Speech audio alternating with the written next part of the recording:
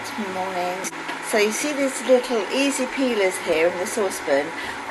Well, they were in the fruit bowl and they'd got, you know, slightly hard where they hadn't been eaten, and I had 2 lemons in the fridge that just sat there. So I thought, what can I do with them? So I've chucked them all in the saucepan, bringing them to the boil. I'm going to let them get really soft and then cool down, and then I'm going to make some jam out of it, and I'll show you how I make it. So the fruit's really soft now. I popped the lid on it and just left it, walked away from it for about an hour, so it just sat in the water once it had all become really soft. And then, as you can see, I'm just putting the fruit into my blender with some of the juice, some like the water and the natural juices that came out of the fruit.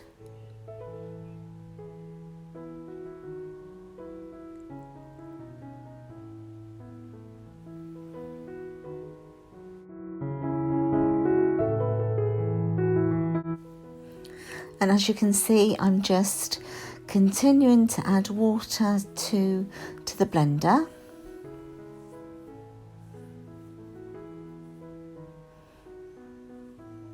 I've got the lid on now, so I'm just about to start blitzing and pulsing the fruit.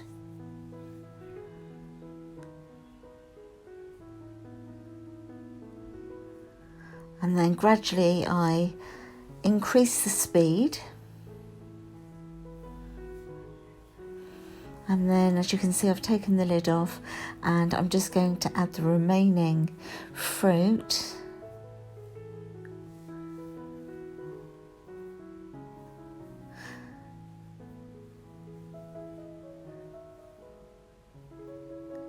And then finally I will add the rest of the water. There you go, I've just put it in from the saucepan. And pop the lid back on and start to blitz again. So I'm doing a pulse, and then I put it onto the first speed, and then I'll go with the second speed to give it a really, really good blend.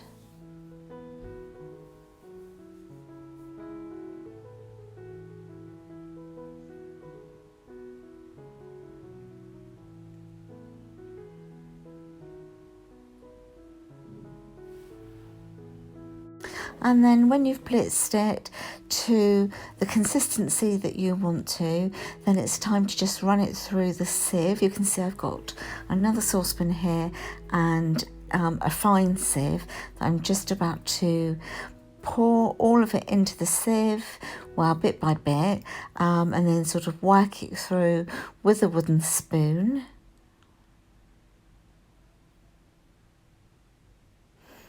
There you are, you can see me using the wooden spoon now.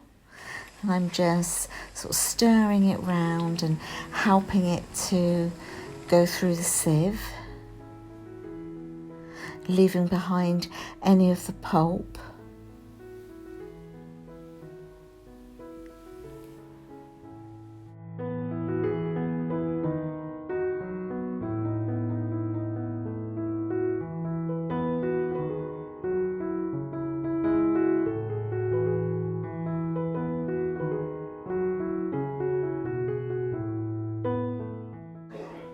And then once you've pushed as much as you can through the sieve, just pop the rest of it in and work that through in exactly the same way. Now here you can see me adding sugar. This is not jam making sugar, so it doesn't contain pectin. This is just ordinary granulated sugar that I'm putting in here. And if I remember correctly, I think I've put 15 dessert spoonfuls in. And now I'm giving it a nice stir to help to dissolve the sugar.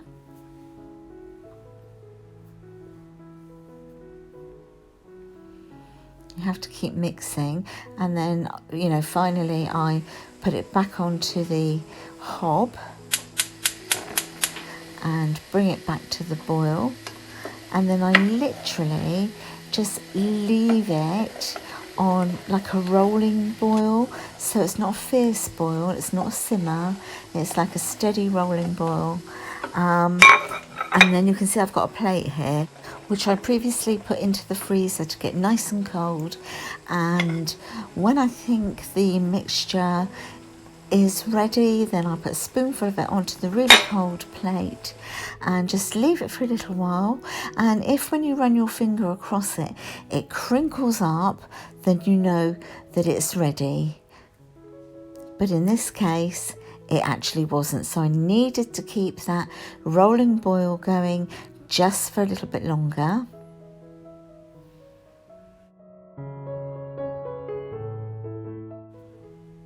So it's time to just try it again.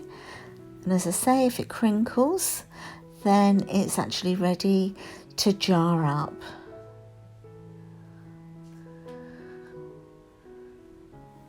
There we go, so I'll leave that just for a few more minutes until it becomes cool enough. And that looks like it's ready.